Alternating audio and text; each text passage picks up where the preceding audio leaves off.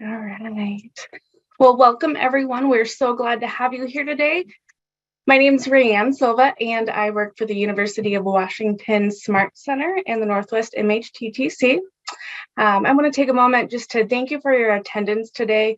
I know it's been a really challenging year for all of us personally and professionally, but I believe that just by you being here today, it just shows the hope that we have for our future. So just another reminder that the presentation that we have for you today is being funded by a grant. The funder is SAMHSA, and they ask that we provide this disclaimer that views that the opinions and content expressed in this presentation do not necessarily reflect the views, opinions, or policy of the Center for Mental Health Services, the Substance Abuse and Mental Health Services Administration, or the U.S. Department of Health and Human Services. Whew, that was a long one. Thanks, Matt. So before we get started, we want to always do a land acknowledgement.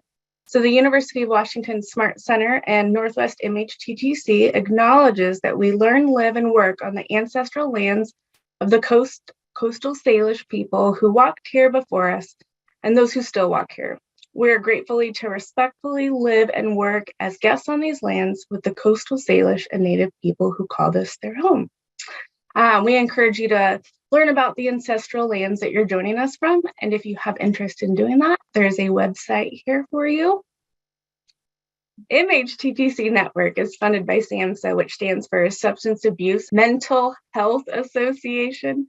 The MHTTC Network includes 10 regional centers, a National American Indian and Alaska Native Center, a National Hispanic and Latino Center, and a network coordinating office. So our center, the Northwest MHTTC, serves Region 10, which includes Alaska, Idaho, Oregon, and Washington. And we know that today's audience includes participation across all regions, but we wanted to encourage you to check out your local region and what past and upcoming events they might have to offer. And before I turn it over, I would like to introduce you to Kristen Thorpe and Matt Leavitt from Youth Move National, who will be leading us through today. Matt, I'll go first since my name is first. Hi, everyone. I'm Kristen. I'm the Youth Program Director at Youth Move National. I'm also the project director for our Peer Center, which is a SAMHSA-funded consumer and consumer supporter technical assistance center. Prior to joining Youth Move National, I worked at a system of care community in Maine, working with the Department of Corrections Juvenile Services on integrating and implementing trauma-informed services and practices within the system. And before that, I was a youth coordinator, so been in this work for a while. Matt, go ahead. Thanks. So my name is Matt Leavitt. I'm the communications coordinator here at Youth Move. So I do a lot of social marketing for both the program, but then also provide a lot of TA in that area. So a lot of what we'll be talking today in youth engagement. If you ever want to connect with us furthermore and like, how do you do that? That's a lot of the work that I do here, and then provide TA on pretty much all of the different grants and funding sources we have. I got into this work early on through the Upward Bound program. I'm excited to see a lot of mental health folks here, but then also a lot of school-based mental health folks, because I got my start at Upward Bound when I was in high school and then worked at the program for about a decade. And then actually started working at one of our chapters, Youth Move Maine, as a youth coordinator alongside Kristen. And even though we're on opposite sides of the country now, we're now working together at National. So also been in this work for a bit of time. All right, you want to start with some of our objectives today, Kristen?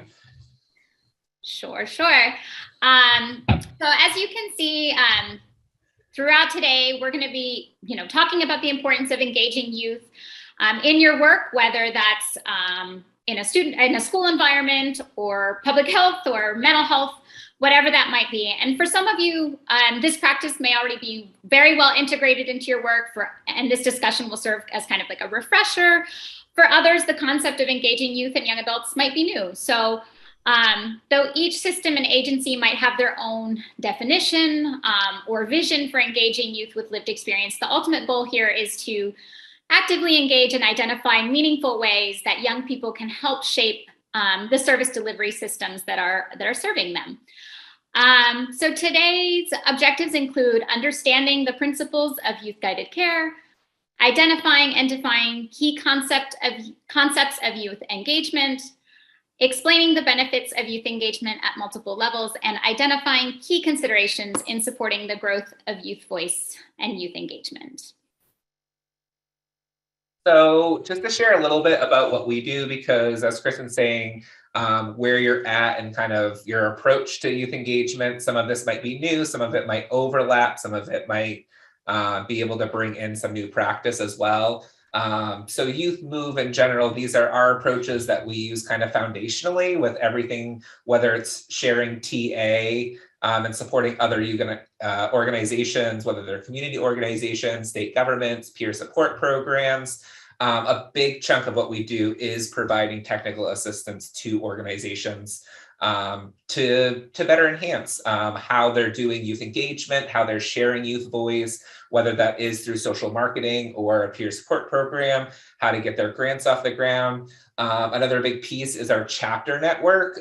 So we have about 65 chapters across the United States, almost in every state. And some of those are dependent on how the funding structure is. So some of those are statewide programs, some of them are regional, some are tribal. So it kind of depends on who their host agency is. And then Youth Move National provides those chapters with support in those regions or communities, whether it be on peer support, recreation, helping funding, fundraising, grant writing, anything that they kind of need support with. And then everything that we do is really blanketed in thinking about advocating for youth rights and systems. So that's the education system, which might be kind of some focus for you all here today. But realistically, the larger piece of that being mental health, but also foster care, juvenile justice, and the health equity, and a lot of other systems that impact youth. And then also being able to uplift youth in those places so that their voices are heard and considered and their lived experiences honored, respected, and a part of whether it's their treatment plan or their education or whatever system it is that they're involved in. So what do we mean when we say youth guided? So at Youth Move, we had a group of young people come together, and this was the definition that they came up with. Youth guided means that young people have the right to be empowered, educated, and given a decision-making role in the care of their own lives, as well as the policies and procedures for all youth in the community, state, and nation. And though not stated explicitly, youth-guided care really understands that youth have a right to be empowered in a way that is responsive to diverse health beliefs, cultural backgrounds, language needs, whatever else. So youth involvement and youth engagement really falls along a spectrum. And it's a strategy in which youth are given meaningful input, as I said, and have roles where they're authentically involved in really working towards changing the systems that directly impact their lives.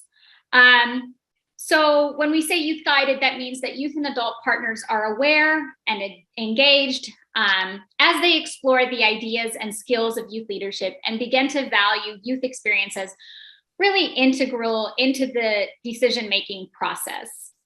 Youth directed occurs when youth begin to make recommendations and fill steady, meaningful roles in decision-making bodies.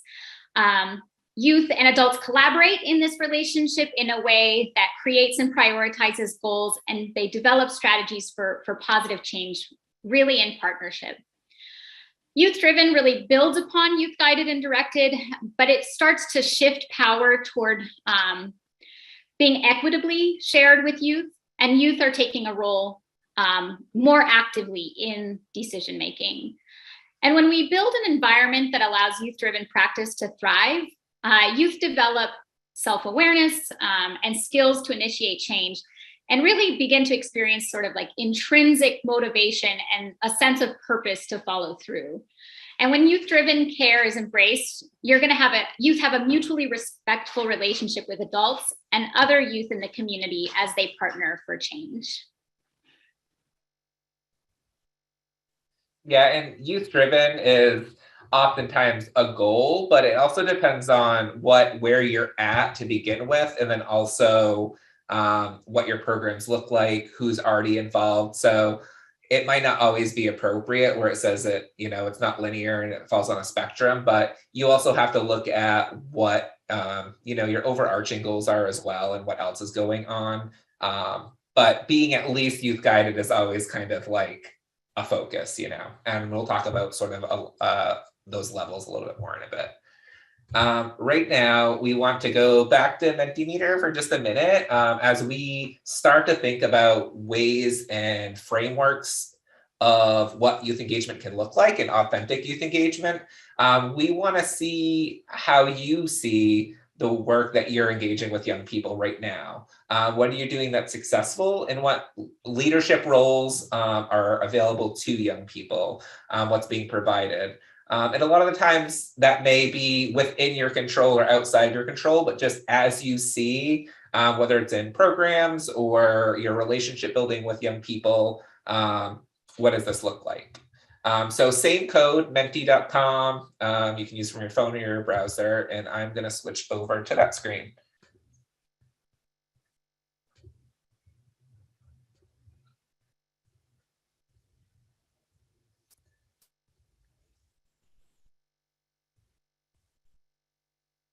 So in what ways are you successfully engaging young people, and what leadership roles are available?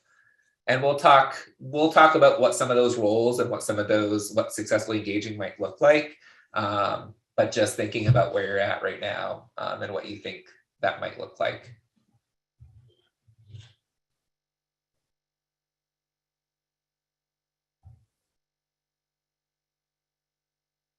Answers are starting to pop in. You have things like student advisory boards. We'll be talking a little bit more about those. Job exploration, post-secondary counseling, youth representatives on research projects. We'll talk about evaluation a little bit in a little while. School board liaisons, that's a really important one when we're thinking about education. Youth advisory boards, advisory committees. And we'll talk a little bit more about like what roles and what that can look like, because I think a lot of the times that's we initially think like, let's start an advisory committee and get youth involved, and there's so many pieces and moving parts of that are important to consider as well. Setting goals, that's an important part of that youth driven and youth guided practice. More advisory boards, focus groups to get that feedback, internships, social emotional learning engagement, serving students, lunch clubs. So clubs and organizations is a really impactful one and an accessible one for students at least. Peer-to-peer programs, youth action teams, governing council, focus groups, mentorship. So not successfully engaging young people. So it's good to hear that too. And that's like being honest with where you're at is the best way to what some of the things we're going to talk about, to like really think about how can I utilize this? If we're not doing it well, or we're not doing it at all, what are some things that we can start to utilize to get that ball rolling? Advisory, rural community school, very few.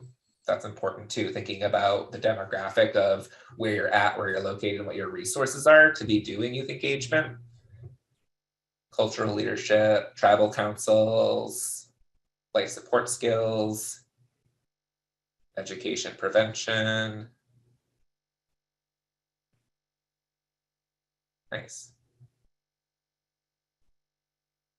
Like skill programs, surveys, cultural craft nights. Yeah, recreation is important too. I think the Youth Advisory Council, we're always looking for feedback and how we can improve those systems. But the first question that I always ask is like, is it going to be fun? And there obviously will be not fun parts of like evaluation or surveying or focus groups, but what are some ways that you can weave that in to actually get buy-in from young people? Because that's going to be very important. So I'll leave this up so people can keep answering. We'll have some more mentees throughout the presentation, but this is a great start for starting to think about the types of engagements that we know you're doing, and hopefully we can add to that.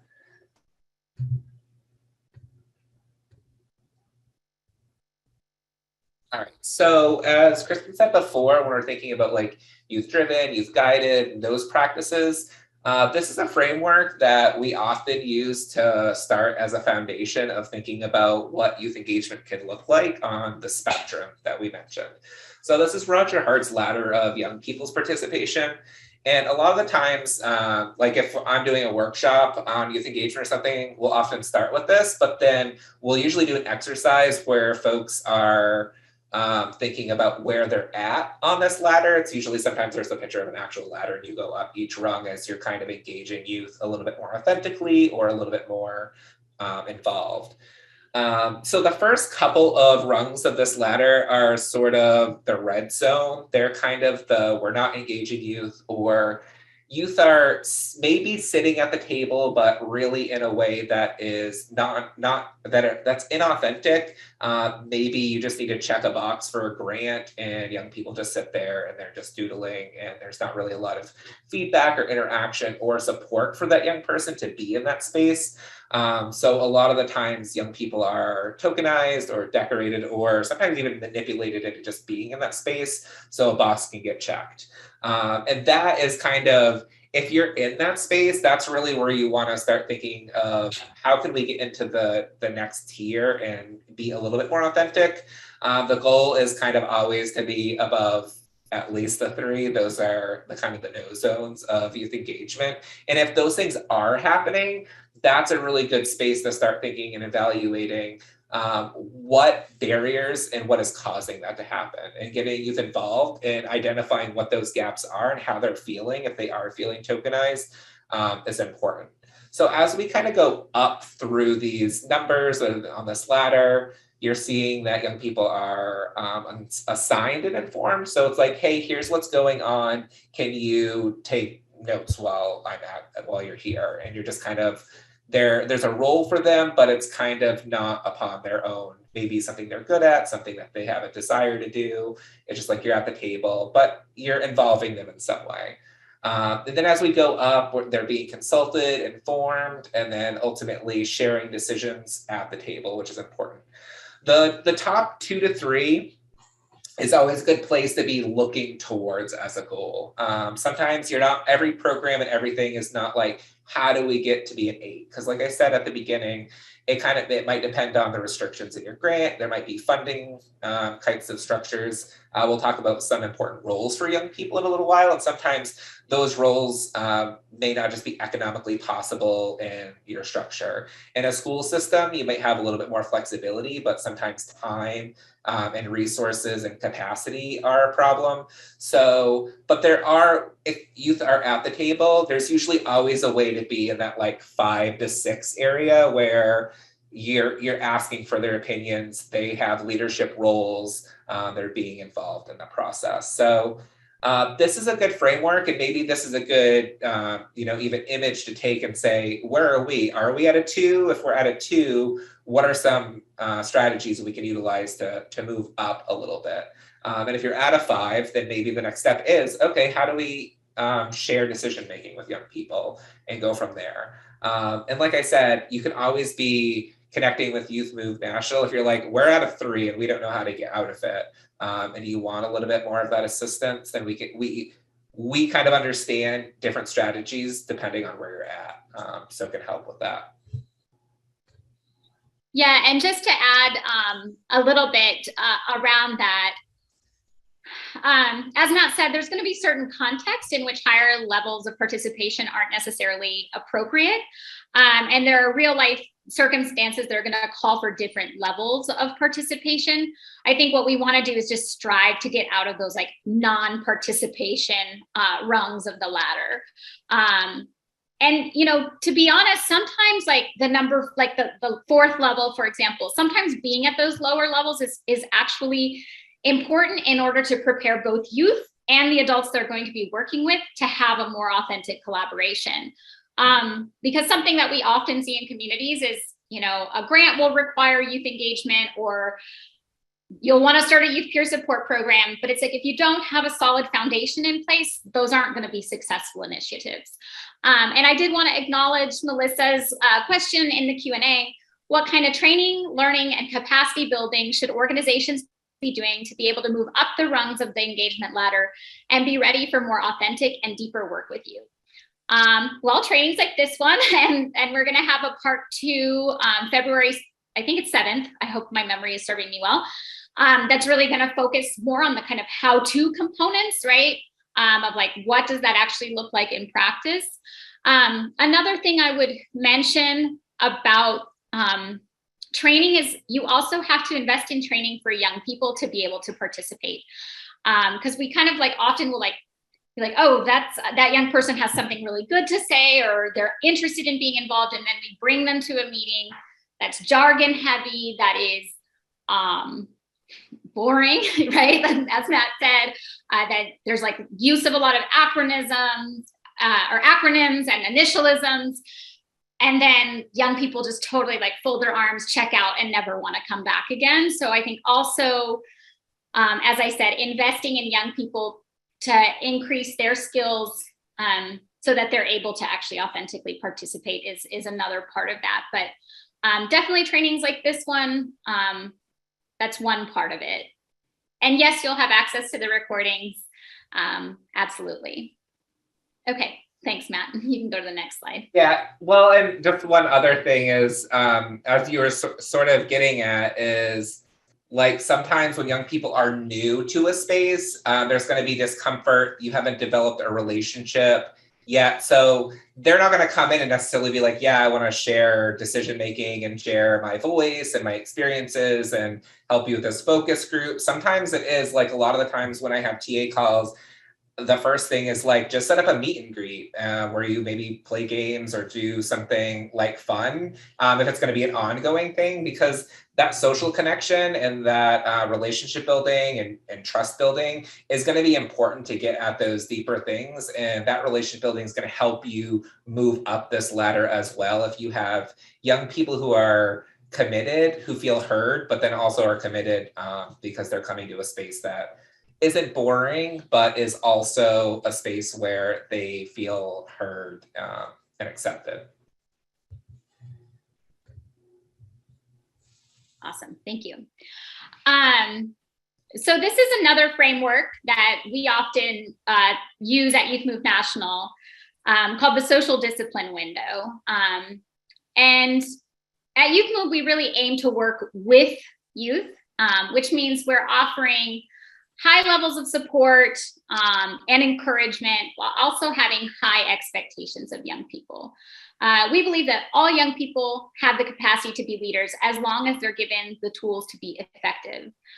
So the social discipline window, like Hart's ladder, really allows us to understand kind of our beliefs of sharing power with young people. You know, what's our approach to sharing power?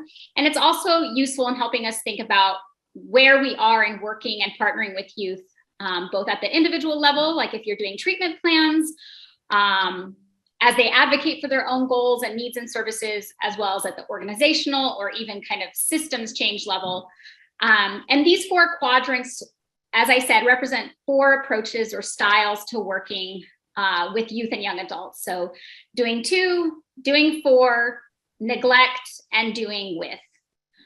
So when we're in partnership or in relationship as an adult with a young adult or youth, and we do too, we are driven by the goal of helping young people to grow and develop. But in this context, we think we know what's best, right? And as an adult who automatically has more power in a relationship, we control the environment, and in some cases use kind of coercion to establish control. This is very much a telling relationship that from a young person's perspective can really be experienced as punitive. And there's really not a whole lot of opportunity for growth for young people when this is our approach. In the bottom left quadrant, we find neglect, where we are uninvolved. And when we're in relationship and we neglect, we are neither supportive nor demanding of a young person. So an example might be that a young person tells you they've left home, they're crashing on a friend's couch. And in this scenario, and we might acknowledge and record this, put it in our notes, but we don't take any further steps to understand why they left home, what's going on in their lives, whether they're safe, or what other solutions might be available. So we truly are kind of checked out and uninvolved. When we're in relationship with a young person and we do 4, we are much more responsive and supportive, but we make fewer demands on the young person to make and maintain changes for themselves and by themselves. It may be that we find it more challenging to exist in that relationship because we, sharing feedback or, holding the young person accountable feels uncomfortable. And so without meaning to, we are being permissive. So a good example of this, and this is a real life scenario, is we had a young person who was part of our youth peer support program when I was working a million years ago in a youth program, that frequently asked our peer provider to drive her to the laundromat because she was really nervous about taking the bus. So an example of doing 4 would be that our peer provider continued to drive her to the laundromat versus encouraging her to become more familiar with bus routes and to, kind of take the leap of faith of getting herself where she needed to be. And finally, when we're in the relationship and we do with, there's a shared responsibility and partnership between the youth and young adult. This relationship really represents, it's mutual, and there's reciprocation. It's a two-way street. And also restorative practices sort of lie within this quadrant as well. And it's really characterized by providers who are working with youth being highly supportive and responsive to them, but also expecting a lot from them, right? Having high expectation. So going back to that young person that I spoke to that was in our peer provider program, after a few times of driving her to the laundromat, our peer provider said, you know what, I know you're nervous, but why don't we ride the bus together, get familiar with the routes so you're not feeling so nervous and anxious about making connections and doing all that kind of stuff. And then once you are comfortable doing that, you can start doing it independently and on your own. And that's exactly what they did. And after a few times of riding the bus together, that young person felt much more empowered, right? They're like, oh, I can do this. I have the skills to do this. So one thing is creating a space for yourself, whether you're a provider, a youth coordinator, a mental health counselor, or a teacher, is to check yourself when you're working with young people. Am I doing 2? Am I doing 4? Am I neglecting, or am I doing with? And that can, in that moment, we always want the best, right? We're always striving to achieve good outcomes, and we can sometimes unintentionally fall back into these doing 2 or doing 4. And so really kind of having this practice of holding yourself accountable to stay in that doing with quadrant.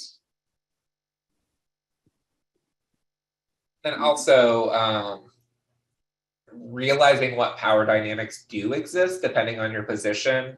Like an example where Kristen's talking about a peer provider, sometimes the power differential, even though there is one, seems less than a peer relationship because they might be closer to their age, they might be sharing similar experiences. If you're a teacher or a school counselor, that mutuality of sharing specific experiences or the way in which you share is going to look different. So if you're a lawyer or a youth coordinator or a mental health provider, understanding your relationship is also going to potentially change the strategies in which how you do within the context and the bounds of whatever that relationship is too.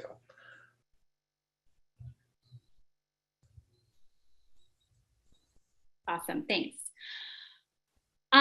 So youth, families, mental health professionals, school professionals, and system partners working in active partnerships really needs to be founded on valuing young people with lived experience. So, you know, youth feel that they're valued, heard, and that any of their suggestions are acted upon. And this isn't to say that every recommendation that a young person makes has to be adopted or, you know, taken immediately into action, but rather that it's considered, that it's discussed, and that if a youth idea or recommendation can't be incorporated or acted upon, that we are following up and providing an explanation for why that is the case. Something from my own experience is that youth are much more likely to remain engaged if they understand the reasoning behind decisions that are being made, and if they feel like at minimum their contributions have at least been heard and considered. When working with young people, the environment must be safe, trusting, and transparent. So really thinking about those trauma-informed principles. It's really important for us to create spaces in which participants and young people feel that they're able to be their authentic selves and have authentic dialogue. And youth must be able to be active, empowered, and meaningfully engaged. So again, we don't want them to like bring them to a meeting just to check off a box that, oh yeah, we have youth engagement. We really want them to be able to meaningfully contribute. We don't want to, you know, invite them to a space and tokenize them. And the learning that takes place must be mutual, and decisions must be shared, or at least when possible. Engagement that's well done embraces a really collaborative approach with youth co-designing systems and change efforts alongside professionals. And to ensure success, the integration of youth voice must be promoted at all levels of an organization, and the necessary resources and supports need to be allocated to ensure that the practice is well executed. An example of what I mean by that is, you know, providing stipends or other honorariums. You know, back in the day before COVID, it might be transportation support or childcare support, and or, as I said earlier, kind of the education so that a young person might need to actually be able to meaningfully engage.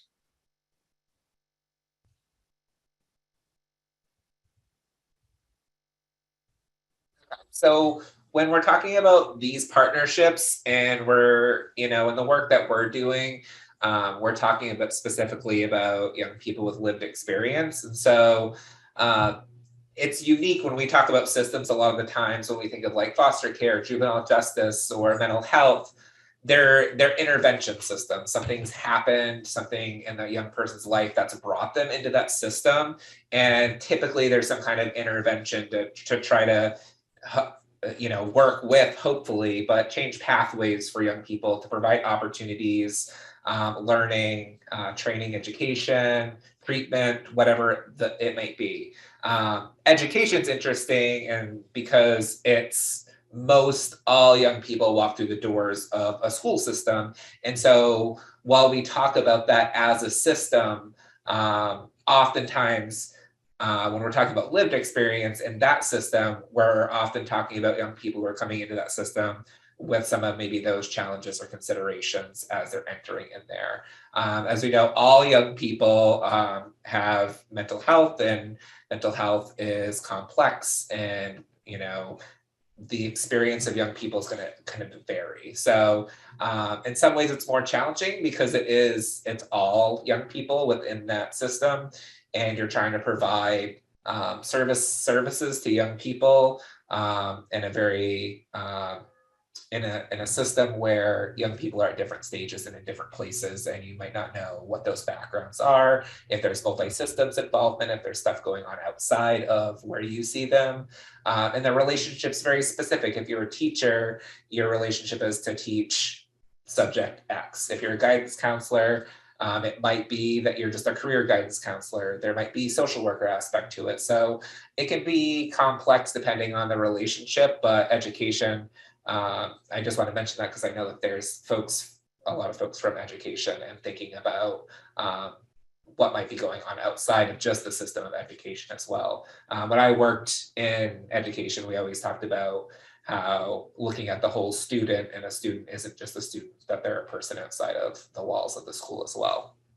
So when we're trying to involve young people with lived experience, It's really important to identify potential areas of improvement.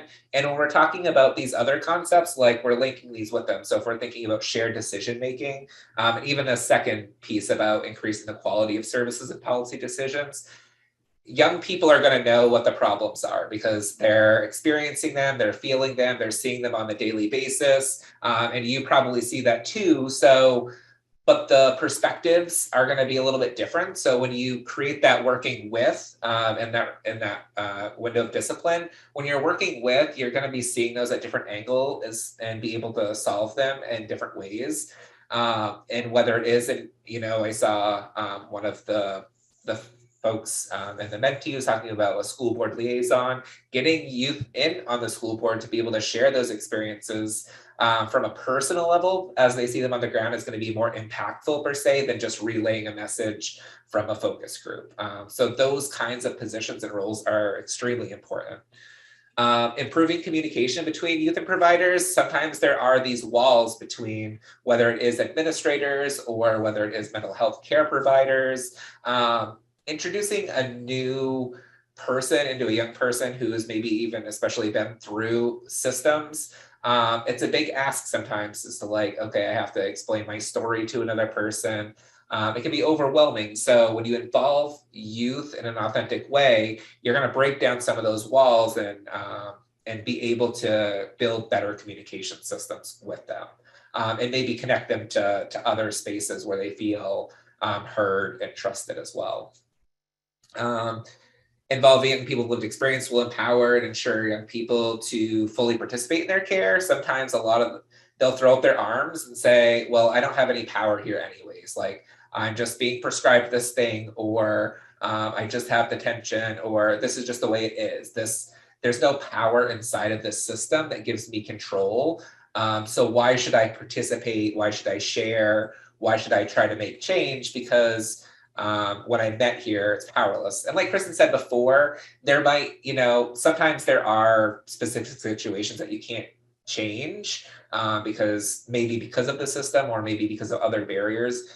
But that's going to allow, if you're there with a young person and you're explaining and even sharing in frustrations or thinking about what those gaps are for areas of improvement, that's going to go a lot better than just saying, well, that's the way it is. Like, that might be the way it is, but can you go further and a little bit deeper to explain why it is? Or maybe there is an opportunity for change. It may be not even that moment, but maybe for the future. So how can you say, okay, I think we have to do it this way, but let's come up with a plan to think about how we can approach this for next time or in the future. And I'd really love for you to be part of making that change.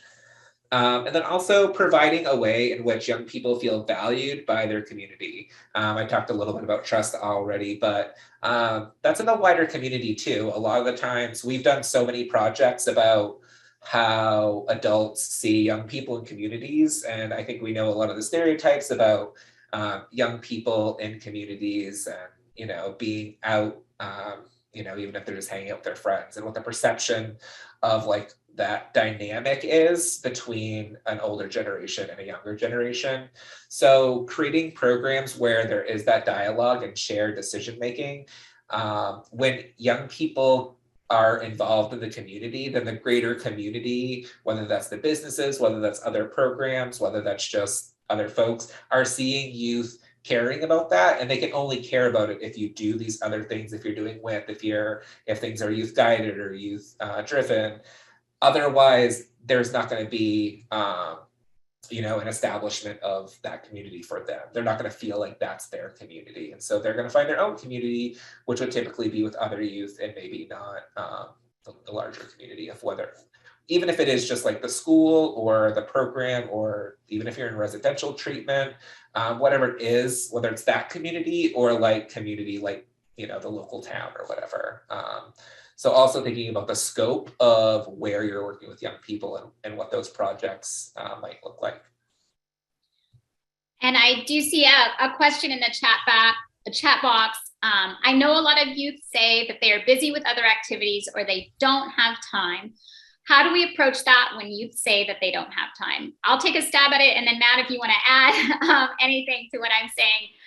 I think a couple of things come to mind immediately for me. One is a lot of young people really don't have time, right? A lot of young people are doing school, extracurricular activities. Maybe they have family obligations where they're caring for a sibling or a parent or a caregiver. They often have to have part-time jobs, sometimes even full-time jobs. And so I think finding ways that we can bring activities to them. So, you know, we know that young people, a lot of young people, not all, but a lot of young people are in the school system. How can we bring programming to them, right? Can we bring mental health-based conversations into the classroom? Can we take advantage of when there's homeroom or study hall hours to offer programming? The other thing is just like going to where youth already are. That's kind of what my mantra is. And Matt and I used to work together a million years ago. And we would literally like pound the pavement, right? Like I would go to the shelters for youth experiencing houselessness. I would go to Job Corps or other job programming. And like I would bring programming to them in these spaces, in addition to offering programming in other spaces that I was facilitating as well. And then, as Matt said earlier, like make sure it's fun, because we make time for things we care about and are passionate about. And I know lots of young folks are passionate about changing systems, especially those who have multi-systems involvement, because they're like, I want to make it better for other youth. I mean, that's what I would always hear from young people I engage. I don't want other young people to go through what I went through. And so really tapping into that motivation and finding opportunities for them that really speak to them and resonate with them and what they care about. Matt, anything you want to add there? Yeah, I mean, you kind of hit on it. I guess I would just frame it a little bit as, in the same way that we don't want to participate in something that doesn't have some kind of value to us. I mean, and maybe that is fun and recreation, because I mean, I know I joined a lot of extracurriculars in high school because I just didn't want to be home. So that provided a value to me to be in another space. But sometimes it is, you know, oh, I have to work a job or something. So maybe providing stipends is the value there, like an actual monetary value. Maybe it's social, is like I'm feeling lonely and I can connect to other people.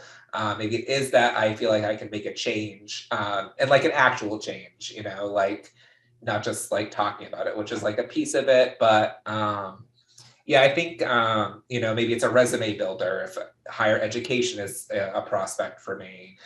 There has to be something that isn't just like, I mean, free pizza is like the bare minimum, but like pizza is like, you know, we always have pizza at groups. And sometimes depending on your grant, that's not allowed. So you have to do a little fundraising to like get that. But like those kinds of things, like that might be the meal for a young person. Like if they are experiencing houselessness, then getting, maybe that is just like, you know, I'm going to eat, but that gets them in the door. But there's other things that, you know, are become valuable to the young people that are there. So there has to be something, just like as adults, like, you know, sometimes we do things for our job, and that's because like we want to build professional portfolios or whatever. But typically, like outside, you know, we're so busy and tired, especially in 2022, that like if it's not going to create value or add value to our lives, then we don't want to be part of it usually.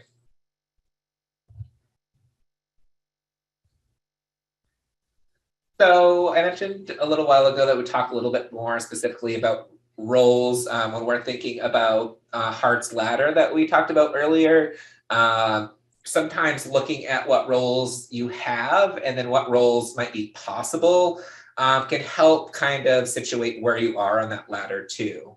And then how and what support these roles receive is important. So like if you have a youth coordinator, okay, like that checks the box, but a youth coordinator can both be on that bottom level of that ladder, or it can be at the top level. Because if it is just your grant says you need to have a youth coordinator, but there's not proper supervision, or there's not a structure in place, if there's not maybe some schedule flexibility, you know, a lot of maybe they're going to college as well, or maybe there's other things going on in their lives to be able to have that flexibility. So it's important to think about that these roles are important, but the ways in which they're supported and the ways in which they're engaged is also extremely important. So we kind of have 3 different categories here when we think about young adult staff, and that may not be appropriate for all, like if you're in a school system, but think about like, maybe it's not staff, but maybe there are leadership roles in a classroom, in a club or organization, in a student government that maybe is taking on, you know, change that's happening in the school or something. We are talking a little bit more traditionally staff here, but there are ways to frame these in different ways that might be more applicable to whatever your situation is. So thinking about state, department, local levels, oftentimes in grants, those might be youth coordinators, youth engagement specialists. If you have a peer program, those are like Kristen said at the beginning of the presentation, we also have a peer support center. So we see a lot of programs across the country implementing peer support and see the power of that, because young people, obviously we can connect with an older generation and we can support young people, but we connect, even as adults, we connect more broadly and more specifically with people who have similar experience, and a lot of times that has to do with where we're at in our life from an age perspective. And then those might look like other mentor programs as well, or youth as evaluators. I did see that earlier. Somebody had mentioned involving youth in evaluation and surveys and stuff. And that's a great way, like a very tacit way. I think it's also one of the things that requires a lot of support, because evaluation can be, you know, kind of stuffy, and even, you know, like I'm kind of a data nerd, but that's not ever, even people that come into organizations, that's not always everybody's thing. And especially for young people, and the training that Kristen talked about earlier is really important there, to like not only understand like what we're doing and the scope and the goals of why we do evaluation, but if there is like jargon or other things that you need to get at because of what you're evaluating, it's important to make sure that youth have a clear understanding, because youth that are confused about the purpose of why they're there are going to be more disengaged. Youth and governance bodies saw a ton of youth advisory councils, which is great. Like I said, like both the roles, and again, what I was saying before about you can have young people on advisory council that are tokenized, decorated, and manipulated just as much as there is shared decision making. So hopefully, if it's you know, like oftentimes it's a youth advisory council is mostly made up of young people, and maybe there's a couple adult supportive roles to help, maybe not even facilitate, but just kind of be there as a support, maybe, you know, make sure that, you know, there's a space and those kinds of logistical things make it possible for young people to meet. But within that category, thinking about subcommittees is important too. Maybe that might be when you're a little further along and you've established goals and mission and objectives. Maybe there's social marketing or other types of, maybe if you are doing peer support, talking about what that program looks like. State and government mental health block grants, quality improvement councils, which kind of goes along with the evaluator piece. The advisory committee, which seemed to be kind of the most common one that we were seeing across the board for folks. And then the last one is roles, maybe not in like positions, but thinking about when young people are in treatment, whether that looks like residential, whether it's just counseling, whether it's peer support potentially. When we think about treatment, that's also in a spectrum. So just making sure that there's support and preparation. A lot of the kind of 101 tips that we give when TA is, if a young person's coming into a meeting or whatever, make sure to connect with them beforehand, just to make sure that they have like the time and the date and the place, giving a call maybe that day before or that morning of or whatever, making sure that there's follow-up after as well, and making sure that, you know, were there any questions like for our next meeting, how can I help you prepare? Whatever it is, just making sure, do they have transportation, you know, all of those things to help support a person to actually be in that space. Making sure it's safe, and that typically asking, you know, the young person themselves of what that looks like, because it might be like me being in the school, it doesn't feel safe because I don't feel safe at school. So is there someplace else we could meet, or is there a more neutral place in the school that feels safer or something like that? Trying to create youth-driven treatment planning. So like I said earlier, a lot of the times if youth just feel like this is what I get, I'm going to throw my hands up. Are there ways that you can incorporate decision-making?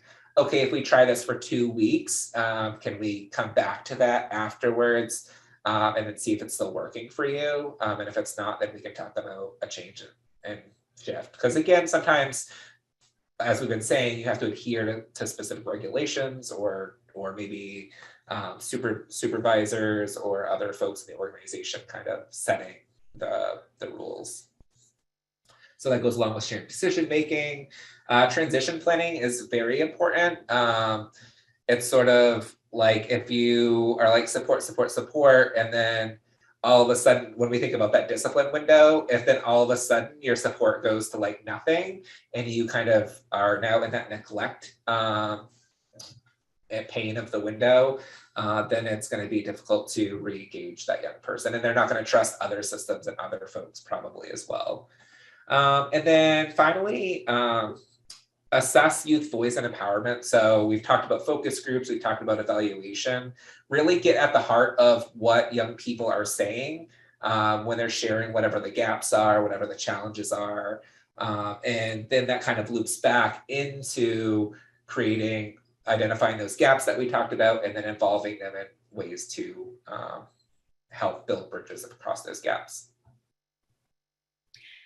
Yeah, and one thing to add, I know we use the phrase treatment because our tendency is to work within the mental health audience, but I think this also applies within school-based settings when we're thinking about young people driving education plans, particularly if they're a young person who's receiving accommodations, who's getting a 504 or an IEP, right? Like really making sure that young people have a say-so and that we're not making assumptions about what's important to them.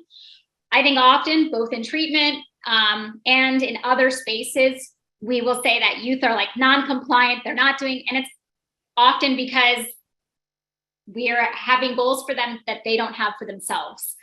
And so really important for us to think about doing that in any space. Also, Sierra did ask a really great question, or also made a comment that they're running into issues with lack of young people in general due to COVID. Engagement globally feels low, looking for any input, advice, thoughts, and they're based in a rural town in Alaska. We are seeing that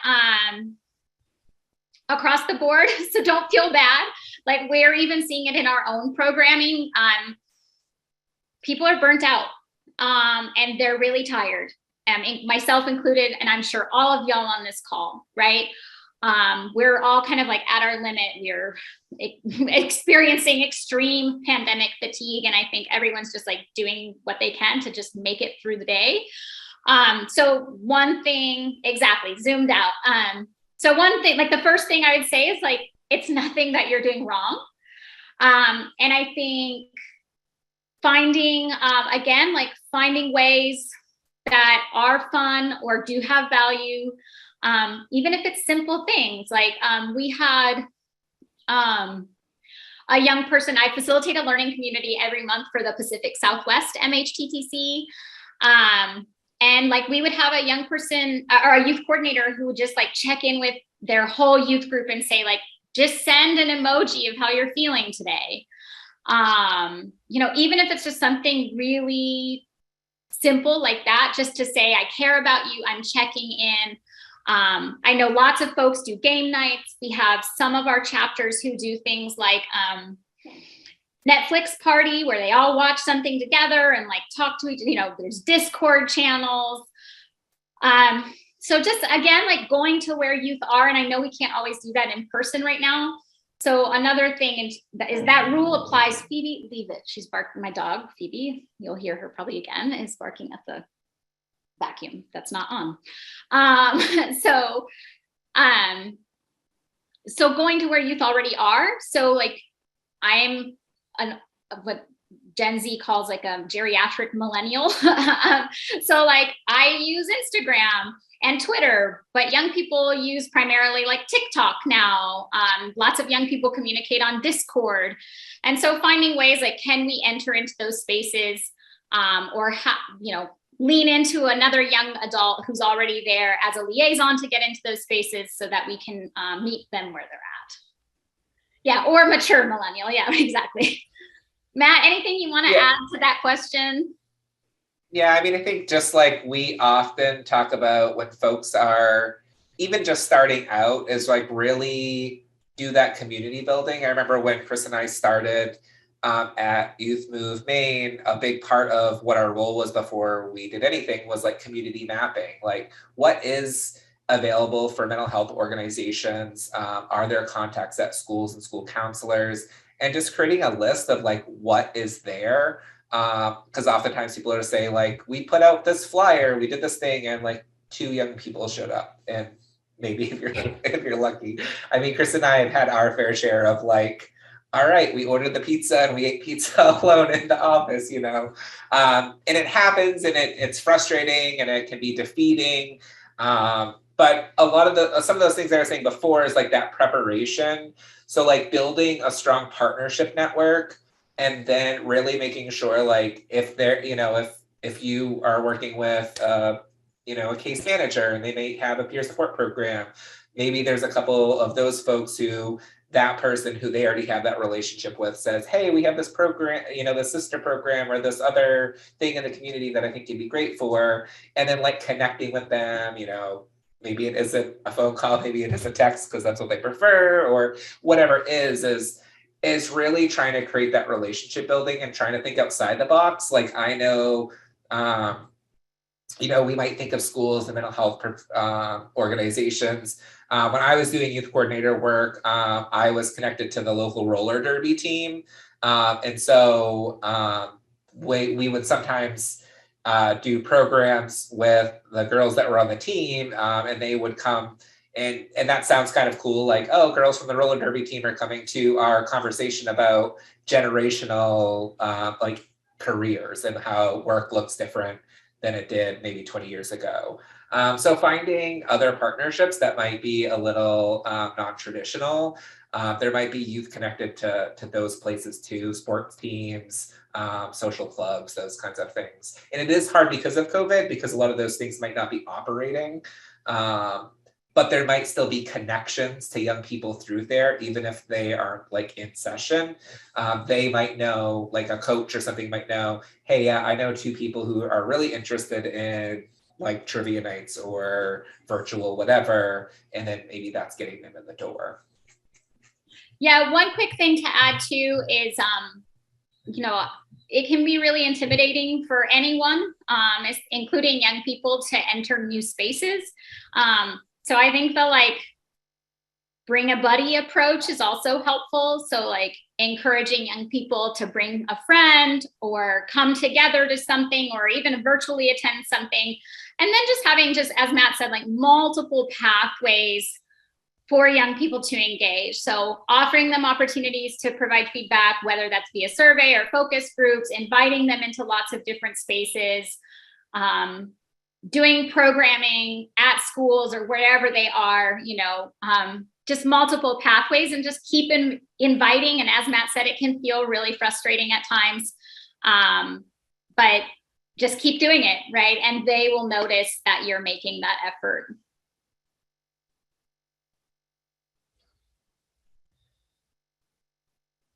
So just thinking about a few of the other foundations of engagement, I feel like we've given a lot of different things that connect to each other. And so this is a good like flow of thinking about like why we engage, which is sort of like the first thing we need to be talking about is know that why we're engaging, like what is our goal. And sometimes it is that checkbox, which might feel like it's on the lower end of that ladder, or that I am just trying to, it says to hire a youth coordinator, so I need to hire a youth coordinator because my grant says to do that. And that's okay. Like it's okay to be like, I have this requirement, I need to do that.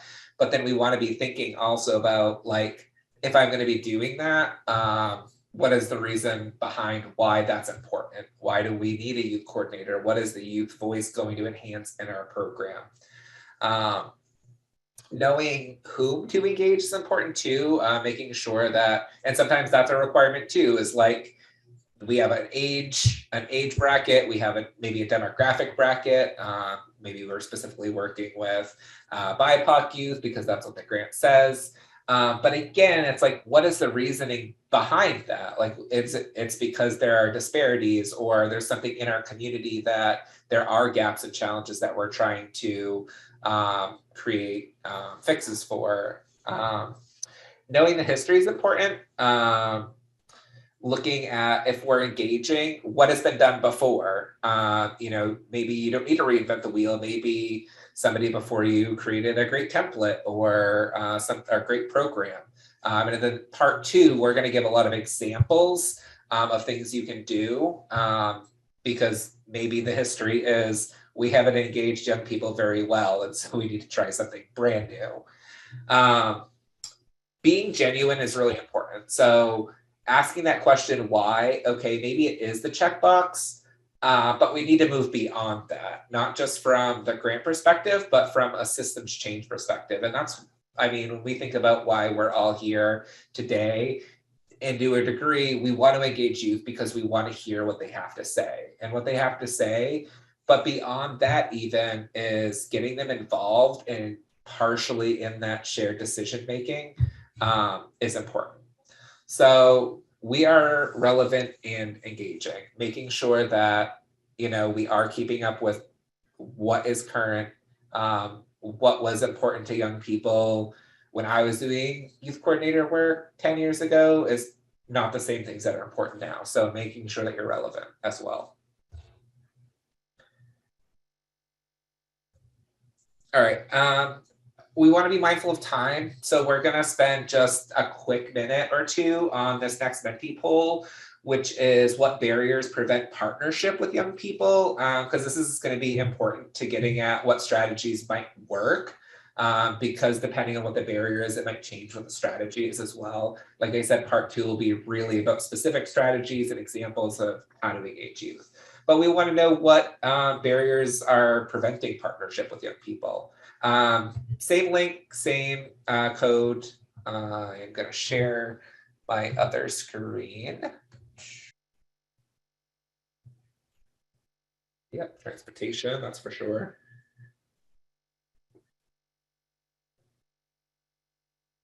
Yeah, especially in rural communities. And both Matt and I worked in cities, but vastly rural communities that were part of our regions as well. And it's a huge barrier for sure. Yeah, especially depending on what those lines look like. If you have a city and then everything that's 2 hours outside of that city is also part of that region, oftentimes the hour and a half outside of that city gets neglected because there isn't a public transportation or as many services that might be available. And then scheduling conflicts, that was something I was going to mention earlier. That's an important one to think about. Sometimes why youth don't show up. Well, it's because your program is at 3 o'clock on a Tuesday and it's like right after school and maybe they have an extracurricular or something. So it's not always great for us as professionals to say like, oh, we have to do this program at 7 p.m. on a Friday, which young people might not want either because then they have the weekend. So it's really about like checking in with young people and what are those needs as far as scheduling. And there'll always be conflicts no matter what. It's not going to always appease everybody. But trying to find a common time for the most people. Trust and relationships, access in a variety of ways. A couple of things here talking about like trauma or their own stigma or stigma about maybe mental health or whatever the situation might be. They don't want to show up because they might feel like they're going to be judged or there's not going to be other people like them there. Funding, parental cooperation, very important if they're in that situation and their parents aren't allowing them to be part of something, family issues.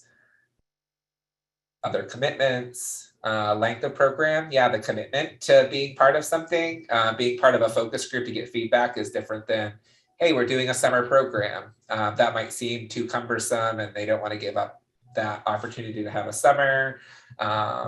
And then for other youth, that might be what they want. They're like, oh, this is actually a program that I can keep going to, that I can feel fulfilled in. Hours of operation, meeting time, schedule, equity, same students are involved. So having different voices at the table, very important. Not clicking with individual use, peer pressure, lack of representation. So be thinking about these things as well. There's so many different moving pieces, like where am I at the ladder? What are the current barriers? But they all kind of connect together in this puzzle to think about what are the best ways that we can optimize working with young people. All right. All right. So strategies for successful engagement. So, maybe talking about a few of those things and thinking about what the barriers are. And we've used some examples previous in the presentation, but this is just a list of like things to kind of always be, if you're creating a plan of how to engage youth, just things to consider. So thinking about establishing a focus and offer meaningful opportunities. And we've talked a little bit about what meaningful might mean to young person. We've talked about training and providing them both the education, but then also the support that they might need to get to a meeting or a group or a program. Consider what resources will be needed, and that's both from your organizational perspective, but what resources a young person might need to actually get to the program and then participate in the program. Ensure accessibility. We just talked about that with some of the barriers, whether that's location, but also think about language, cultural differences, and also the time, which we also talked about. Be accountable, and that's you to make sure that you're showing up and that you're on time and that you're communicating. But also I think that's / hold others accountable. I think that can be, as Kristen said earlier, kind of scary to hold somebody accountable because you're like, well, I want them to show up. And if I break the water at all, they're not going to show up again. But I think that obviously there needs to be some relationship building. If you've never met the person and you're a colleague and being like, why didn't you show up? That's different than if somebody's come to your group a little bit and you've started to establish some of that trust. So it kind of depends as well. Creating support, so providing honorariums, logistical support, whether, again, we talked about transportation, stipends, those kinds of things. Partner with existing youth programs. I talked a bit about that earlier. And that also I put / greater community as well, because there might be businesses that offer programs or fund sharing things or sponsorships or things like that as well. That might be useful to the organization. Using multiple forms of communication. I kind of mentioned this before, but if they prefer texting, then find other ways. Sometimes because of confidentiality and other reasons, we can always use social media or other things, but ask them what works for them within your ability. And then consider intersectional identities as well. A lot of the times young people are coming, maybe from different religious backgrounds, different gender identities, sexual orientations, economic statuses, and this can change their experience and their ability or desire to enter into certain spaces, sometimes because of emotional or psychic safety. So I'll just always consider that when you're coming in and get to know people really as they are coming in the door. So what youth want, and we've kind of touched on this a little bit throughout today, but they want a choice of how to participate. Ask them. They want options that are going to build on their personal skills and interests. They want a clear understanding of roles, tasks, and expectations. So sometimes I think what happens is there's a lack of role clarity, and it can be frustrating or confusing of what is my role here? Do I have any power? So I think being very, very clear about what your expectations are and what their roles are. That support and coaching piece. They want meaningful partners. They want opportunities to grow and participate in the work, and connections with others who share a common experience. So again, like we're doing some TA actually with Washington State and your family youth system roundtables. Did I get that right? Our family youth partner system roundtables. And there was a youth that was on it, and they're like, our tri-chair model is great, but I'm still the only young person here out of a group of 10 adults, right? I'm one representative and I have no one else in my court. At least the family representative has something to relate to because they're also an adult. On some helpful tips for adult allies. And I will definitely, we're definitely going to go into this in much more depth next week. And I know that we only have a few minutes left today. So if we don't get to all the slides in this deck, we'll make sure we address them next week. But as adult allies, it's really important to be open-minded and flexible. I think, even as I get older, like the perspectives of young people are different than our perspectives. Our worldviews are different. We've had different life events. We've grown up. Like, I'm not that old, and I still can't even fathom having social media when I was in high school. I didn't even have a phone. I didn't even have a cell phone. I had a landline. We had dial-up internet where you would look forward to AOL chat, right? It's a very different context. So just keep an open mind and be willing to be flexible. I think respecting the readiness, not the dial-up, it was the worst. And we had, if you had siblings, you had to fight over who could be on it, and mom yelling at you about the busy phone line, so terrible. But, respecting the readiness of youth and creating respectful and nurturing learning environments for both of you to be learning together. Don't overpromise and underdeliver. I'm sure you all know youth are very great at detecting BS. So just be super real with them about what limitations that you all are going to have in your work together, what you can realistically and feasibly do. And then finally, just really be supportive and communicate your expectations clearly. Be willing to ask young people what that looks like, because again, what we might think is the right answer might not be. So just ask, have curiosity. And then take into consideration, that there are sometimes, you're going to experience barriers. And Matt and I don't want to overpromise and underdeliver here. So I do want to be frank about that. That there are going to be barriers to this work, especially if you're working with youth who come from historically marginalized communities. Some of those barriers might include things like system weariness or previous negative experiences with systems and providers. Youth might have confidentiality fears, especially those who might be living in small, rural, or other tight-knit communities. And these negative experiences can really create mistrust or suspicion, with a lot of young people really questioning the motives of providers and systems.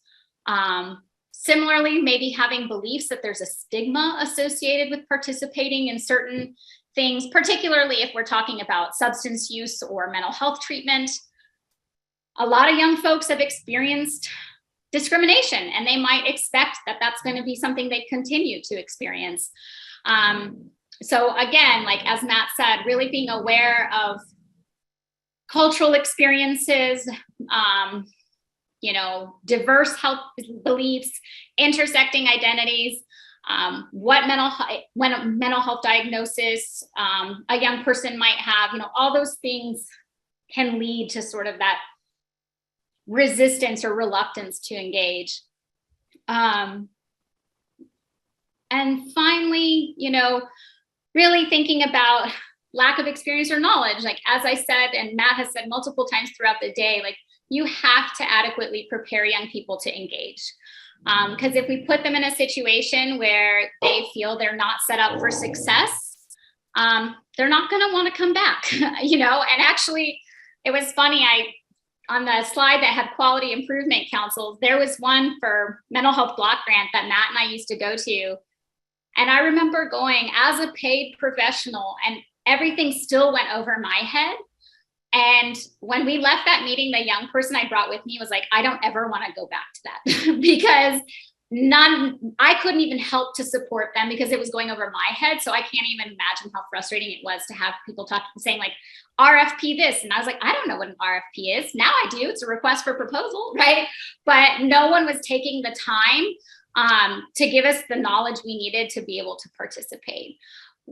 With that said, I think we're going to pause and I can share a little bit more about the Youth Voice agency level assessment next week. If there's any kind of lingering questions, I appreciate that you were asking questions throughout. I think it allowed us to be more responsive in real time and kind of connect the dots. But if there are any other like outstanding burning questions, now's the time. Feel free to, once you get the presentation and the notes and everything, like if things come up, you can certainly email us as well with any questions and reach out. Especially if you're like, oh, I really want to know, I really maybe want some expanded support over this. We really are at like rung 2 and we need to like find ways to like engage young people better. Yeah, and we have like a vast Dropbox resource like repository. So if there are any resources or anything you want to know more about, feel free to reach out.